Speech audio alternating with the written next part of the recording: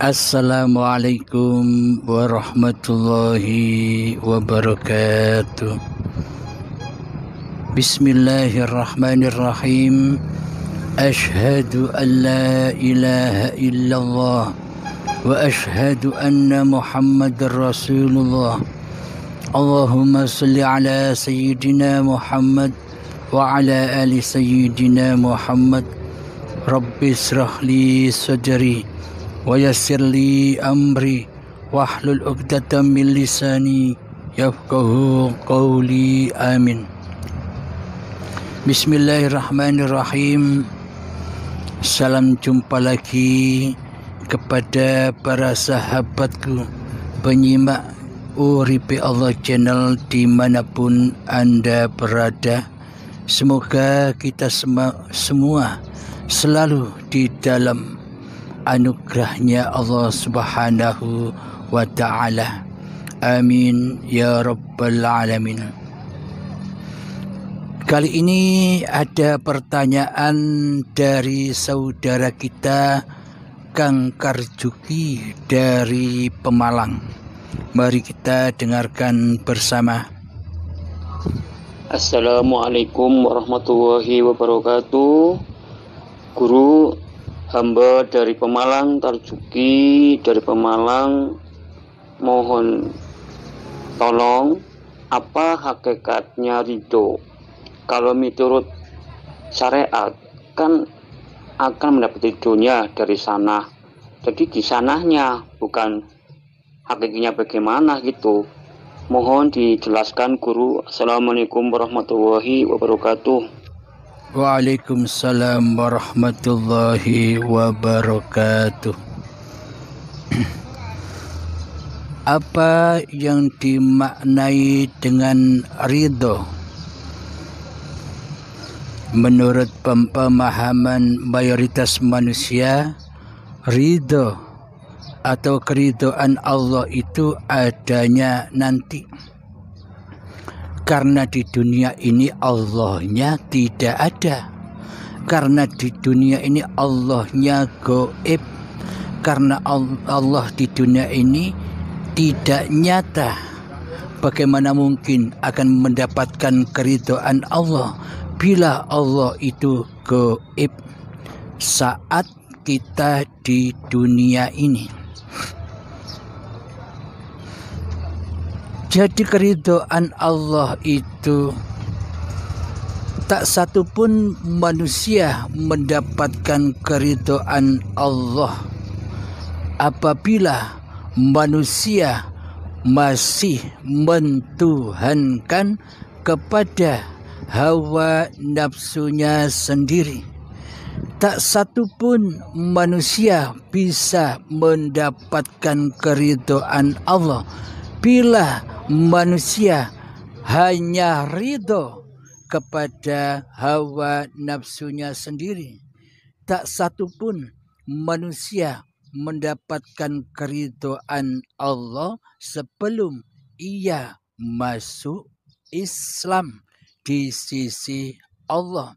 Tak satu pun manusia mendapatkan keridhaan Allah ketika manusia belum beriman kepada Allah. Tak satu pun manusia mendapatkan keridhaan Allah bila Allah masih gaib di hatinya. Alhamdulillahirabbil alamin. Keridhaan. Selama ini kita mayoritas manusia tidak akan pernah ridho bila Allah itu wujud di hati kita. Selama ini kita manusia takkan pernah ridho bahwa hidup ini adalah Allah. Selama ini hati kita manusia takkan pernah ridho bila kuasa ini kuasanya Allah. Selamanya manusia kita takkan pernah ridho bila kehendak, daya upaya dan ikhtiar yang kita lakukan selama ini adalah daya ikhtiar Allah sendiri. Hati kita selama ini takkan pernah ridho bila Allah mentuhani diri kita. Selama ini kita manusia takkan pernah ridho di hati kita bila Allah yang mengafalkan seluruh apapun yang diperbuat oleh seluruh manusia. Jadi ridho Allah itu ada pada keridhaan manusia itu sendiri. Bagaimana mungkin manusia bisa mendapatkan keridhaan Allah sebagai Tuhan pencipta diri manusianya, sementara di hati manusianya, manusia masih ridho kepada hawa nafsunya lah yang berkuasa atas hatinya selama ini. Bagaimana mungkin Allah ridho pada apa yang kita lakukan, sementara di dalam hati kita hawa nafsulah yang melakukan apa yang kita perbuat. Bagaimanakah mungkin Allah memberikan ridhonya di dalam solat-solat kita, sementara hawa nafsu tidak ridho bila yang mengafalkan di dalam solat itu Allah. Bagaimana mungkin Allah ridho kepada ibadah dan amal-amal kita, sementara hawa nafsu kitalah yang berkuasa atas keridhaan di dalam amal ibadah dan amal yang lainnya. Hawa nafsunya yang memegang peranan penting yang mentuhani solat dan ibadah manusianya. Jadi selama ini hakikatnya kita tidak ridho bila Allah itu Tuhan. Jadi selama ini di dalam hati kita takkan pernah ridho bila hanya Allah lah yang wujud di hati kita. Selama ini kita takkan pernah ridho bila hidup ini Allah. Nah, jadi keridhaan itu adalah tergantung keridhaan hati manusianya. Bila manusianya ridho bahwa Allah sebagai Tuhannya, berarti hawa nafsunya harus ditumbangkan. Bila manusia sudah bertaubatan nasuha, ridho bila bahwa selama ini kita telah berbuat jahiliyah, maka syaratnya diri manusia kita harus hengkang dari singgasana kerajaan hati yang selama ini dikuasainya. Jadi apabila masih ada manusianya, jadi berarti bila masih wujud manusianya di hati, jadi bila masih wujud hidup manusianya di hati, kuasa manusianya di hati, kehendak manusianya di hati, daya upaya manusianya di hati, maka selamanya Allah takkan pernah ridho kepada kita. Nah, inilah bukti bahwa bahwa ridho itu bisa kita ketahui sekarang juga. Tidak usah menunggu nanti. Iya kalau nanti bisa ketemu Allah. Iya bila nanti ketemu ridho. Tapi kalau tersesat bagaimana? Nah, man kana fi hadhihi a'ma fahuwa fil akhirati a'ma wa adallu sabila. Di dunia ini saja belum ketemu ridhonya Allah, apalagi di akhirat nanti. Semakin butalah kita kepada keridhaan Allah. Maknanya, bila manusia kita tidak menyadari bahwa diri manusia kita ini hanyalah makhluk. Makhluk yang dicipta, makhluk yang dipergerakkan, makhluk yang diafalkan. Apakah mungkin hati kita rela dan ridho bahwa sebenarnya hanya Allah lah yang berkuasa atas diri kita? Nah, bila diri manusia kita tidak ridho, bila Allah Tuhan kita, bila manusia tidak ridho, apa yang diperbuat oleh badan kita hanyalah Allah, maka selamanya apapun afal amal apapun yang diperbuat oleh manusianya, dikala hatinya yang menjadi Tuhan, yang menjadi penguasa hidup ini adalah diri manusianya di hatinya, selamanya itu amal yang jahiliyah, amal yang jauh dari keridhaan Allah. Karena diri kita selama ini hanyalah ridho kepada hawa nafsu kita sendiri. Karena selama ini kita hanyalah ridho kepada syaitan yang terkutuk yang kita pertuhankan di hati kita selama ini.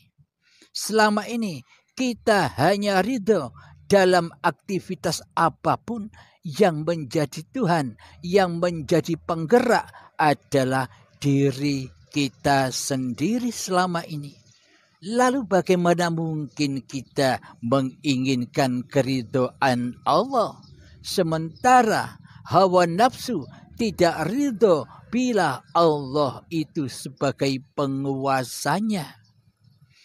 Jadi hawa nafsu manusia kita ini selamanya tidak akan rela dan tidak akan ridho bila Allah itu menjadi Tuhannya. Jadi sama dengan kiasan-kiasan yang ada di luar diri kita, bahwa kaum Yahudi selamanya tidak akan pernah ridho, tidak akan pernah bahagia hatinya bila Islam itu jaya. Itu sanepan yang ada di luar diri manusia. Sesungguhnya sanepan, kiasan yang ada di luar diri manusia kita sebetulnya sudah ada sejak lama di dalam Al-Quranul Qadim. Sejak lama ada bersama diri kita selama ini. Jadi lambangnya bahwa orang Yahudi tidak akan pernah rela dan ridho bila Islam itu jaya di muka bumi ini. Dan hati manusia kita, hawa nafsu kita, iblis setan yang terkutuk, yakni adalah diri kita sendiri selama ini, tidak akan pernah rela, tidak akan pernah ridho bila diri kita dituhani oleh Allah. Nah, mana mungkin kita akan mendapatkan keridhaan Allah sementara kita sendiri tidak rela Allah sebagai penggerak diri manusia kita di hati kita. Semuanya beragama dan bertuhan kita selama ini hanyalah angan-angan belaka. Angan-angan kosong, hanya berharap-harap saja, berharap-harap yang kosong. Jadi keridhaan Allah, Allah ridho apa tidak kepada diriku ini ya. Jadi bisa diketahui. Jangan nunggu besok. Sekarang saja tidak tahu apalagi besok. Sekarang saja buta mata hatinya akan Tuhannya apalagi besok. Maka ketahuilah Tuhanmu saat ini, maka kenalilah Tuhanmu saat ini, maka ketahuilah keridhaan Allah kepada dirimu saat ini. Allah ridhokah kepada kita ataukah kita malah yang tidak ridho bahwa Allah itu sebagai Tuhan yang mentuhani, yang menciptakan apa yang kita perbuat selama ini. Nah, jelas bukan? Jadi ridhonya Allah itu bukan tergantung kepada Allah. Jadi ridhonya Allah tergantung kepada diri masing-masing manusia. Manusianya ridhokah kepada Allah sebagai Tuhan? Ataukah manusia masih rela dan ridho bahwa hawa nafsunya lah sebagai Tuhannya, sebagai yang menghidupinya, sebagai yang menciptakan semua apapun yang diperbuatnya.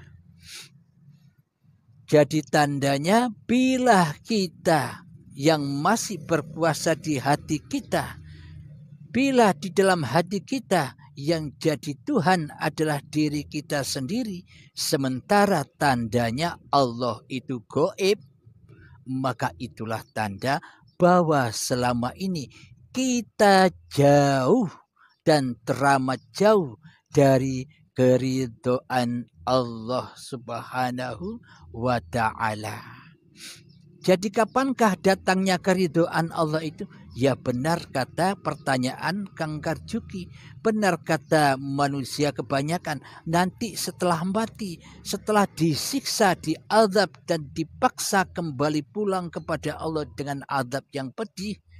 Nah disitulah setelah siksaan-siksaan berlalu, maka disitulah keridhaan Allah akan muncul. Tapi lewat siksaan yang amat pedih, siksaan yang amat lama, abad dan abadah.